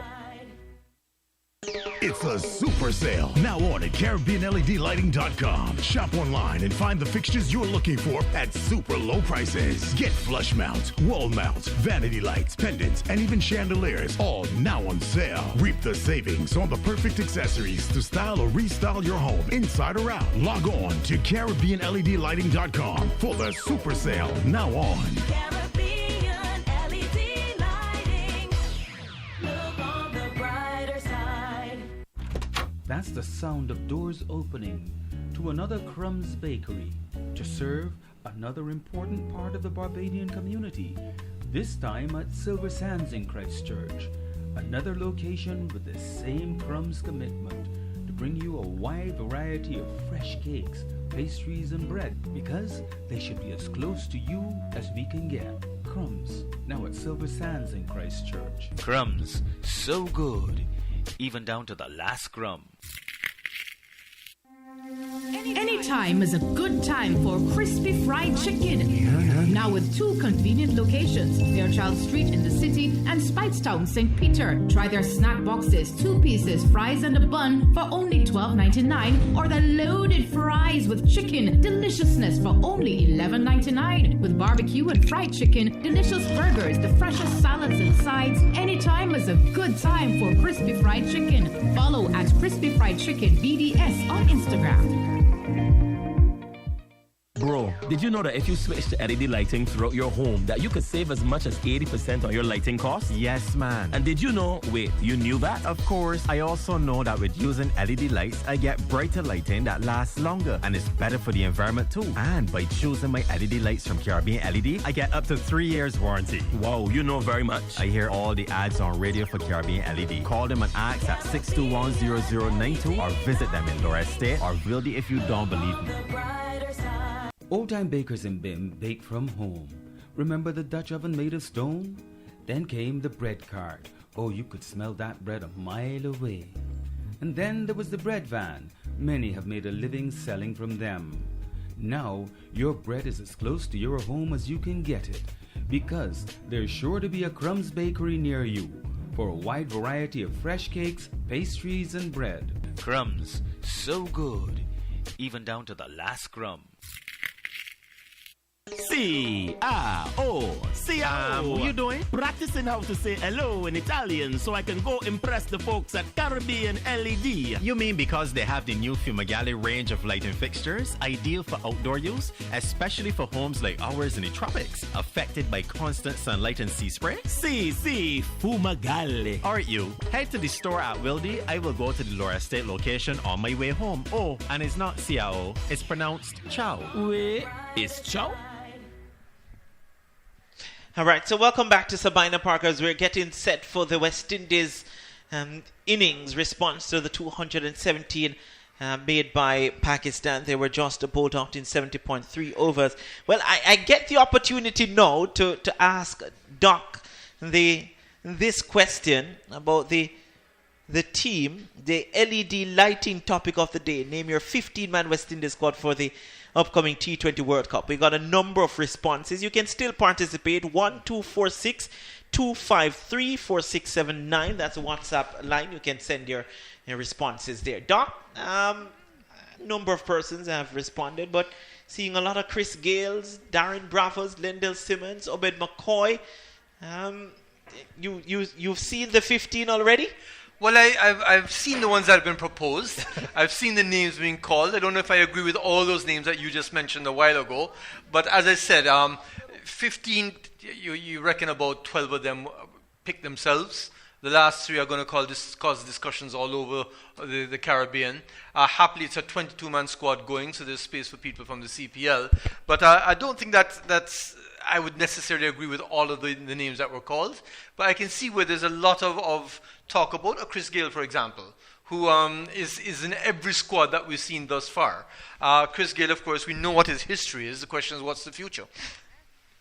I think most persons are taking their cue from Coach Phil Simmons, who Coach Phil Simmons, in speaking on several occasions, said that the squad that's involved with the T20 games against Australia and Sri Lanka and South Africa, he said that was the core group of the team that he's looking to go to the World Cup. So I think most persons would pick from that squad. And indeed, that would be a core group, but not necessarily...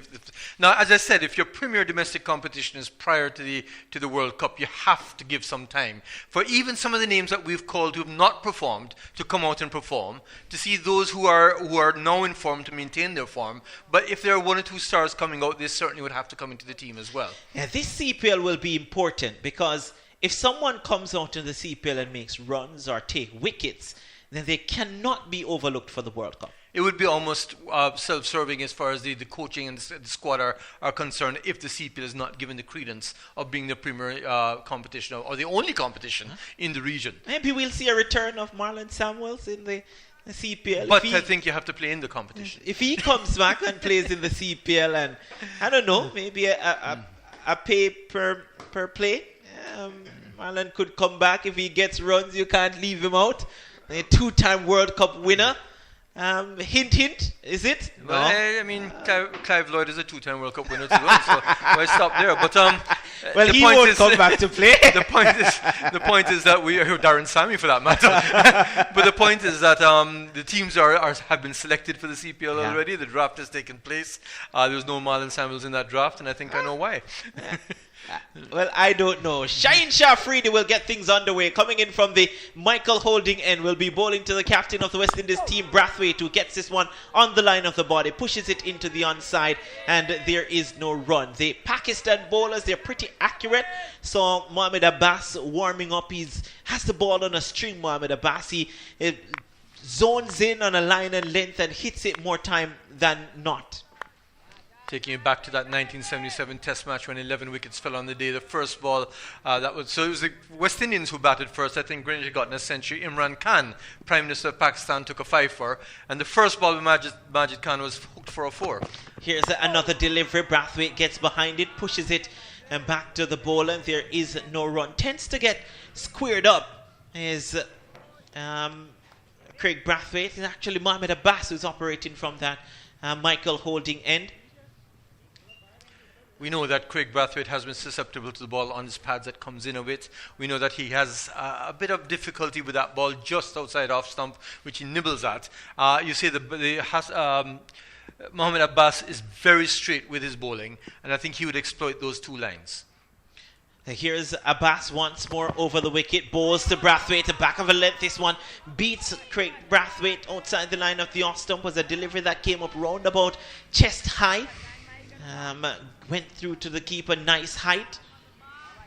Bit of credit to the batsman too, because I think in the end he just didn't lift the hands, just kept them where they were, knew that the ball was going to bounce. But a good line there, and as we said, that is the line that they're going to exploit. Just outside off stump, preferably moving away. If not, then you just straighten it up on mid and leg and see if you can get him to overbalance, as he tends to do very often. So here is Mohamed Abbas once again. Over the wicket, comes in, bowls, beats Brathwaite outside the line of the off stump again. No runs thus far, but no scoring opportunity either. I think negotiated very well by Craig Brathwaite so far.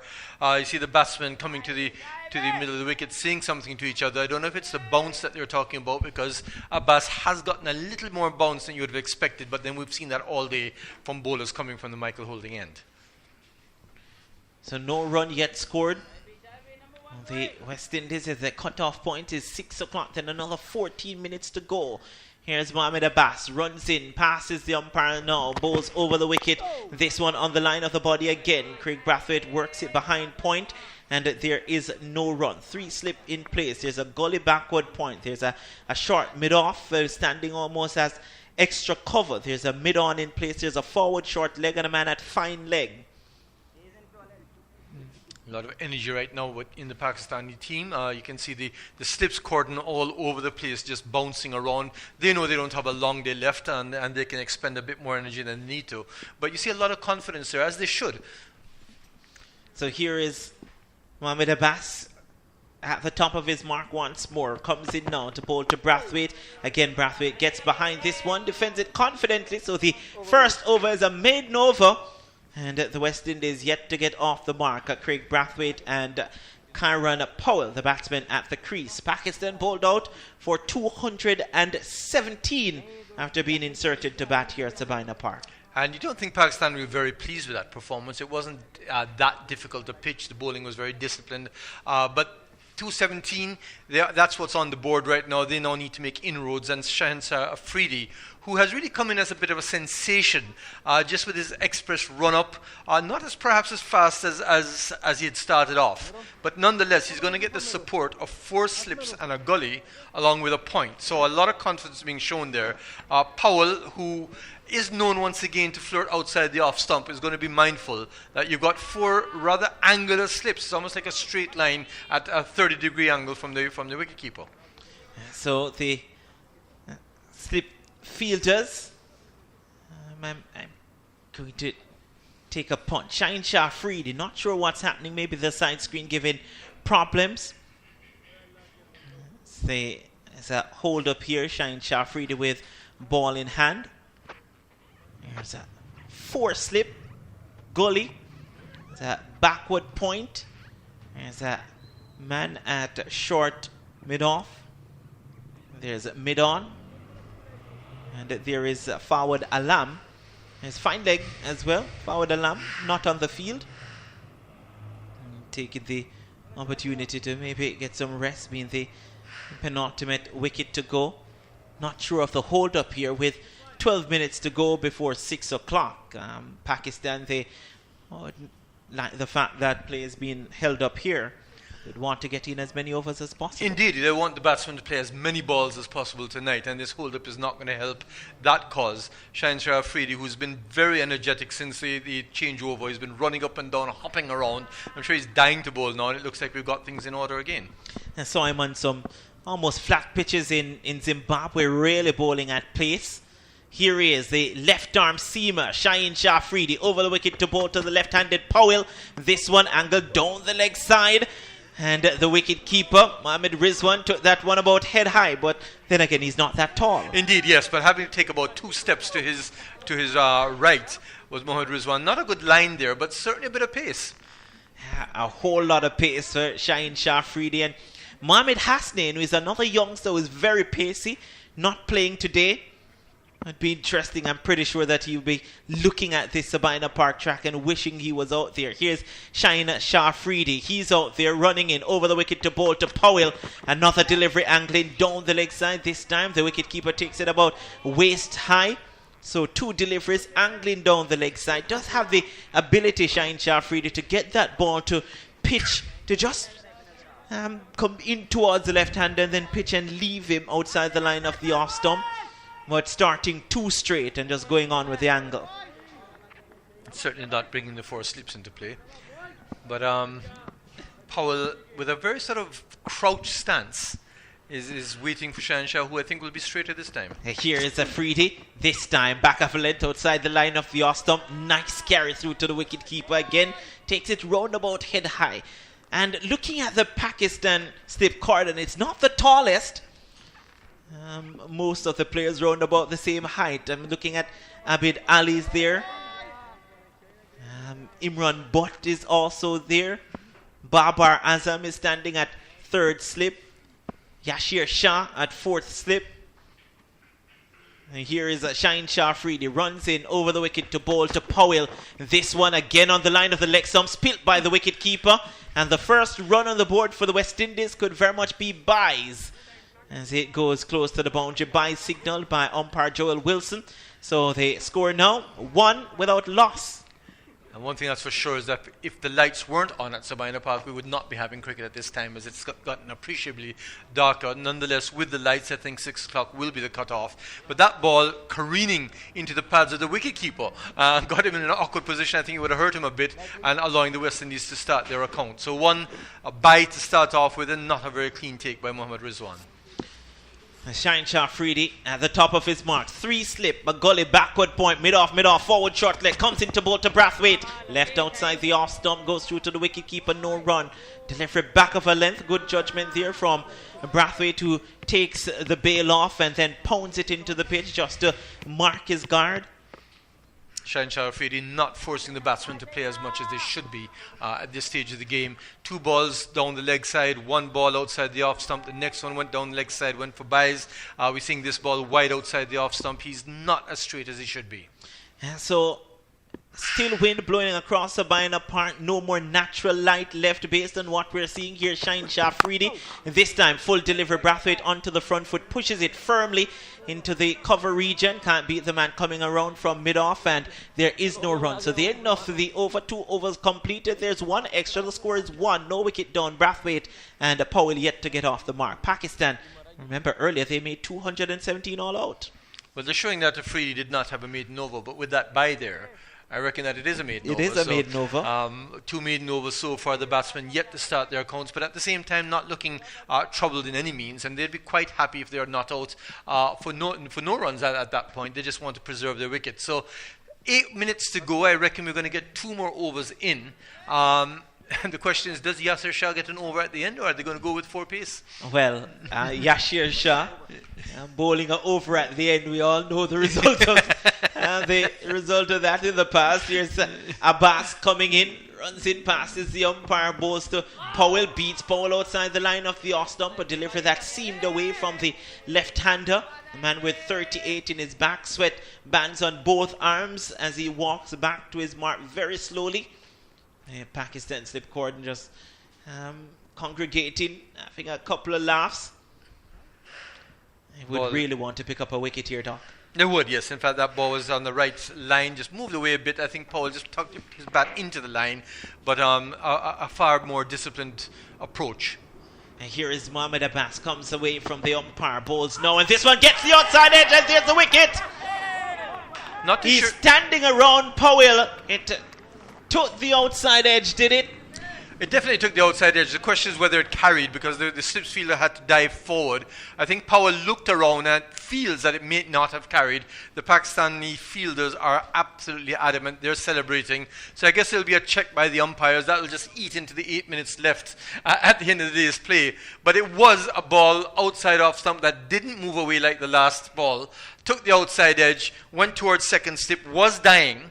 And the question is whether it would have carried to the hand or not. Now, these are very difficult and very often very inconclusive in the replays. We haven't seen the replay just yet, but everybody's standing, milling around to see whether Karen Powell, who I think himself, his body language suggests that it did not carry to the fielder. He was not interested. He looks confident. Hands akimbo, resting on his bat, having a discussion with Brathwaite. The replay taking forever to come up. Both umpires congregating to talk. Not sure. Maybe it came off the thigh. That's the early indication from my very good friend Sean Grant, who is not in Westmoreland, as the replay comes up now. Was a full delivery. Got the outside edge, I feel. Genuine edge. And whether or not it carried through to the fielder first slip, looks as if it carried to the man at first slip. Of course, they will check it. They will bring it back. They will do all the necessary checks to see if his fingers are underneath the ball. Of course, it always looks worse than it is on slow motion. And that's the problem. It's not very often conclusive. And so they're going to have to slow it down and magnify it. We're seeing that on the replay there, but it looks like he's gotten under the ball. And based on what we're seeing, it looks as if his fingers are underneath the ball. But from where we're sitting, I wouldn't want to judge.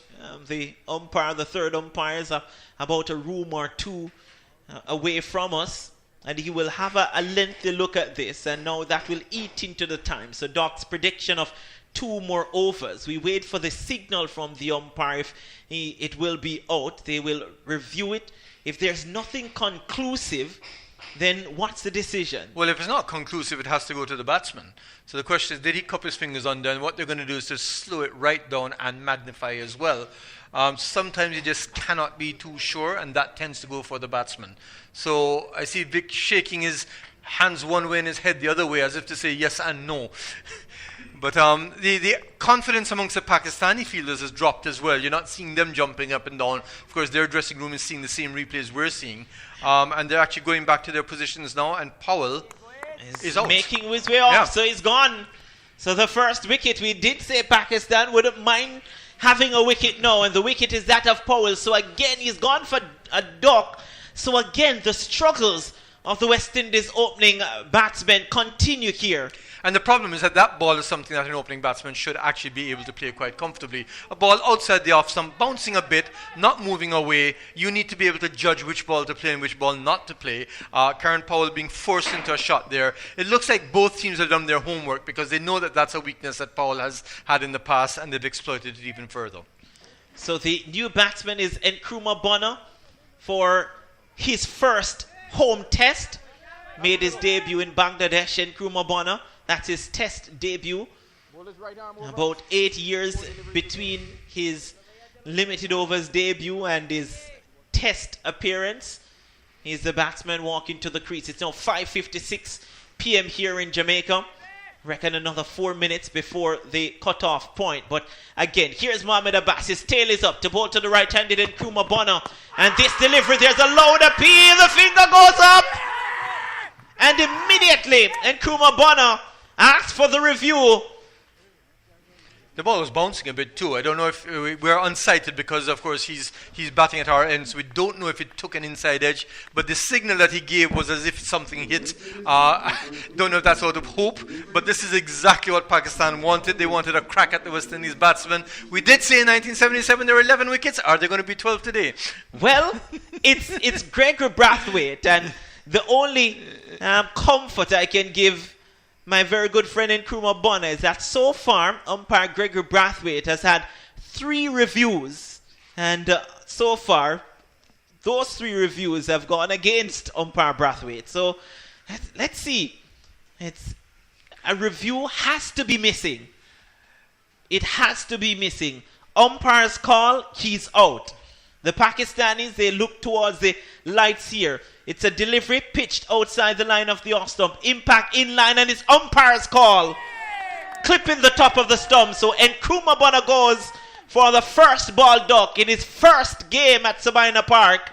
And the West Indies are in all sorts of problems. 2 wickets down, 1 run on the board, and still a couple of minutes before play ends. And of course the question is, should there have been a night watchman or not? So in the precarious situation that the West Indies is in, one may argue that there should be a night watchman, but if you're a top line batsman, you have to go out there and bat. There was nothing once again in that ball that had a devil in it. It was on the stumps, it was straight, and Nkrumah Bonner sort of looked like he was confident it hit something, but clearly that was not to be. It's been reviewed, and of course another appeal has been eaten up by the West Indies. Well, no, it's an umpire's call, so they don't lose the appeal. They don't lose the review, but they lose the wicket. They lose the wicket, and it's the important wicket of Nkrumah Bonner in his first home test, getting a 1 ball. So your first test at home, you get a first ball duck. No spectators to see it though, so that's the only reprieve. And there are persons watching from all around the world, and there are persons listening from all around the world. Roston Chase comes to the crease. And in the space of 4 overs, we have 2 people on a hat-trick. So Jason Holder will hold on to his hat-trick ball, but we're going to see a hat-trick ball right now. And that from Mohammed Abbas. Bonner, LBW Abbas for 0 first ball. Before that, you had Karen Powell caught in the slips. Both of those wickets really were not because there was a devil in the pitch, there was an excessive pace or bounce from the bowler. It was just very disciplined. So what sort of field do we have now? Doc, it's an umbrella field. There, 4 slip or 5 slip, a gully. There's a solitary man in the cover region. There's also a leg slip and a forward short leg. I'll tell you this, I don't want to jinx it, but early in his innings, Roston Chase has had problems with those full deliveries. He tends to play around them, tends to get bowled. Mohammed Abbas on a hat-trick here at Sabina Park. The West Indies, 2 wickets down, 1 run on the board. They dismissed Pakistan for 217 after asking the visitors to bat first on what looked a pretty decent pitch here at Sabina Park. A magnificent pitch here at Sabina Park. Started off in bright sunshine, then we had rain, then we had overcast conditions in lights here. The lights are on. Mohammed Abbas runs away, passes the umpire to bowl to Roston Chase. And delivery back of a length goes through to the wicket keeper. Anticlimactic to be on your hat trick, but 2 wickets in the first 2 balls of this over. And very, very predictable from the West Indies to have these sort of rocky starts. But we had spoken about whether they'd want to come out and bat this afternoon. You've got your answer already. 2 wickets down already. We still have 3 more balls left, I presume, in the day's play because it's 6:01. Can't imagine this going on much longer. The question is, will the West Indies be going in with 2 wickets down or 3? Yeah, 4 shadows surrounding the players, which means that there's no more natural light. Here's Mohammed Abbas. This delivery that's pushed firmly to the man at mid-on. Craig Brathwaite interested in a single. Roston Chase not. In the end, they stayed where they were. No run. Still 1 run, 2 wickets. Nobody behind the wicketkeepers. That was Shanshai Afridi who went diving. He's the opening bowler at the other end. Went diving and stopping what would have been 4 if it went past him, and in the end saving all the runs. So now we're seeing somebody being sent to a leg slip position. One of the 4 slips, 2 gullies, or 5 slips, 1 gully being moved out. You know where that ball is going to go now, right onto the hips. Roston Chase normally fends them off. Here's a delivery back of a length. And he drops it in front of him. The over comes down and Pakistan rushing through looking for another over. Both umpires will consult, so too the batsmen.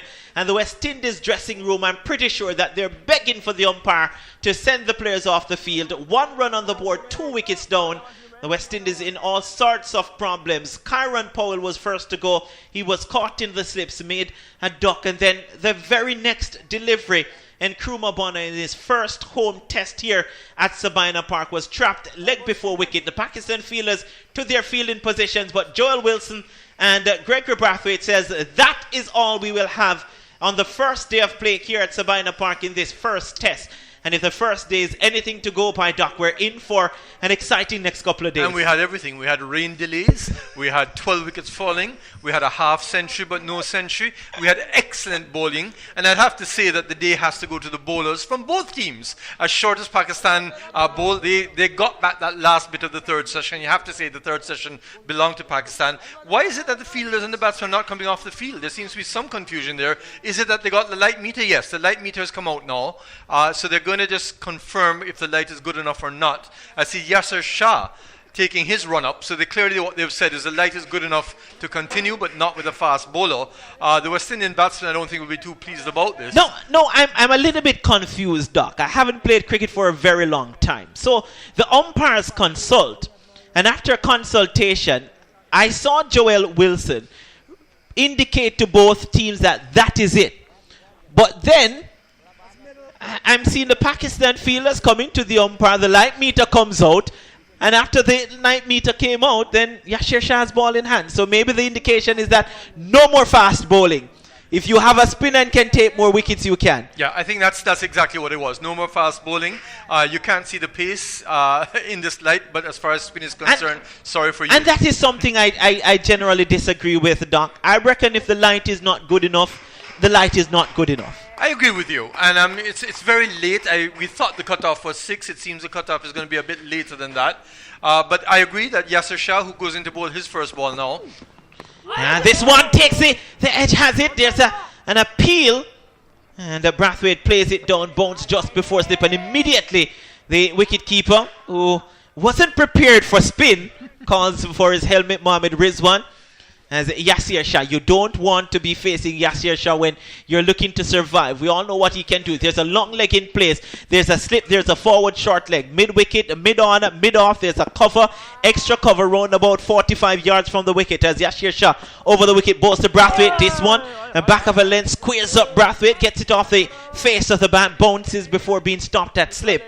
A lot of movement by Brathwaite when the ball is pitched. You see forward Alam doing all his movements before the bowler bowls, but Brathwaite tends to do an extra shuffle after the ball has been delivered, and that often gets him in trouble. No more sunshine anywhere around as the lights are on here at Sabina Park. The lights have been on since round about 1:30. We had rain, overcast conditions. A second slip put in place. Yashir's a flighted delivery, and the Brathwaite works it down to mid-on. Chance for a run out, and the Brathwaite makes his ground. He gets off the mark, Craig Brathwaite. And the score now 2 for 2. So we've had 4 batsmen on 0 up to now. That was the first run from the bat. And so Craig Brathwaite happy to get off a strike. The ball on his body this time, so he's able to play it on the onside. And I think Ralston Chase is probably better suited to facing Yasir Shah for the rest of this over. We did say that so far in this game, we've seen things happen in pairs. So far, they've been wickets. And here's Yashir Shah coming in once more over the wicket to bowl to Ralston Chase, and this looks oh so familiar. Indeed, yes, we'd seen a lot of it the last time around. It's a continuation, but a lot of turn there for Yasir Shah. So on the first day, certainly getting a lot more turn than we saw with the West Indian spinners. And a pitch that has a lot of live grass from what we're seeing. Here's Yasir Shah again over the wicket. This one onto the front foot, Ralston Chase. He's a very good player of spin, Ralston Chase. He's very tall, can get out and reach those deliveries. So he's generally either all the way forward or all the way back. He gets into problems when he cannot decide on going forward or back. Here's Yashir Shah. Flighted delivery, Ralston Chase onto the front foot again. Defends this one alongside the pitch. And there is no run. At the end of the 4th over, it's 2 for 2. And no sign of the batsman coming off right now. In fact, the umpire is having another consultation to see if there's another spinner who could probably bowl, because certainly you cannot bowl another fast bowler. This is where it becomes a bit farcical, because Mohammad Abbas got 2 wickets in his last over, and in fairness to Pakistan, should be allowed to bowl another over, but I guess they've decided enough is enough, and they are going to come off. Craig Brathwaite and Ralston Chase won't stick around, because that is the end of play on day 1. An interesting day. 12 wickets in a day affected by rain. We got 70.3 overs in the Pakistan innings and 4 overs in the West Indies innings. So 74.3 overs in the day, and we've seen 12 wickets. Indeed, yes, and that was because of excellent bowling. That was because of disciplined bowling. But the pitch, I think, would be a good first-day pitch. It would have a bit of pace, a very little bit of bounce that you'd expect, but really it was disciplined bowling by the West Indians that got them into the game. And as is so familiar, the batsmen who are slowly getting them out of the game. So they close the play. The West Indies, they're 2 for 2. So they trail by 215 runs. They won the toss early this morning in beautiful and glorious sunshine. They decided that they will have a bowl on a green pitch here at Sabina Park. Pakistan, they got to 21 before they lost the first wicket. That was the wicket of Imran Butt. He went for 11, bowled by Kemar Roach. The following wicket, Abid Ali went for 9. He was caught by wicketkeeper De Silva off the bowling of Jaden Seals. The score then 21 for 1, 21 for 2.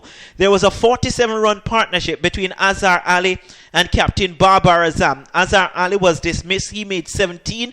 He was caught hold off the bowling of Seals. The score then 68 for the loss of 3. Babar Azam, without the score changing, he went for 30. Was caught De Silva off the bowling of Kemar Road, 68 for 4. Then came Mohamed Rizwan, played a pretty dazzling innings, 5 fours in making 23 from 30 deliveries before he was caught. Roston Chase off the bowling of Jason Holder for 23. The score then 101 for the loss of 5. Then there was an 85-run partnership between Fahim Ashraf and also Fawad Alam. And then Ashraf, he was run out for 44 off for Roston Chase. It was 186 for the loss of 6. And following that was the wicket of Yashir Shah. He made naught. And the wickets coming in pairs again. 186 for the loss of 7. Hassan Ali, his innings was a very interesting one. He was caught at leg gully, caught by Kyle Mears off the bowling of Jaden Seals. He made 14. Yashir Shah made naught. Then Mohamed Abbas, he made naught. Shahinat Shah Afridi was left not out without scoring, but the penultimate wicket was that of Fawad Alam. He made 56. He was bowled by Jason Holder. And the West Indies now batting. They're 2 for 2. They've lost the wickets of Powell. He made naught. And also the Jamaican Nkrumah Bonner in his first test at Sabina Park, making a duck as well. So the West Indies 215 runs behind heading into day number 2. Doc, a very interesting day of cricket. Pakistan with the advantage. And what do you reckon will happen in the first session of day 2? Well, what should happen is that the batsmen should just look to play it out, play sensibly, play as the Pakistanis did. When the runs are available, you take them. When they're not available, you play sensibly, play close to your body, don't give chances. What may happen would be diametrically opposite of what I'm saying. You may just see the batsmen characteristically play some loose shots, but you hope that with 217, the first target obviously is to cross that they recognize there's a lot of time and you've just got to play the ball on its merit. The 2 wickets that went down today were not unplayable balls. They've got to recognize tomorrow that they're going to get opportunities to score. You don't have to force it. Yeah, Kemar Roach, by the way, 16 overs, 4 maidens, 2 for 47. Jaden Seals, 16 overs, 3 maidens, 3 for 70. Kyle Mears, 14 overs, 5 maidens, 1 for 28. And Jason Holder, 15.3 overs. He's sitting on a hat-trick, 3 maidens, 3 for 26. And Roston Chase, 8 overs, 1 maiden, none for 33. Jamil Warkan, 1 over, no maiden, and 4 runs coming off that 1 over. So, in conclusion, the West Indies inserting Pakistan 217 all out, and the West Indies at the close, they are 2 for the loss of 2 here at Sabina Park. So they will start day 2 with 8 wickets in hand, with Brathwaite on 1, Chase yet to get off the mark, and they're 215 runs behind Pakistan's first innings score. So on behalf of Dr. Akshay Mansingh, Sean Grant, Jerome Foster, and our technical operator Victor Mark Farlin, and Renata Brown, until tomorrow morning when we're back here at Sabina Park, we do hope you enjoyed our coverage of day 1. Stick around for day number 2 of this first test between the West Indies and Pakistan.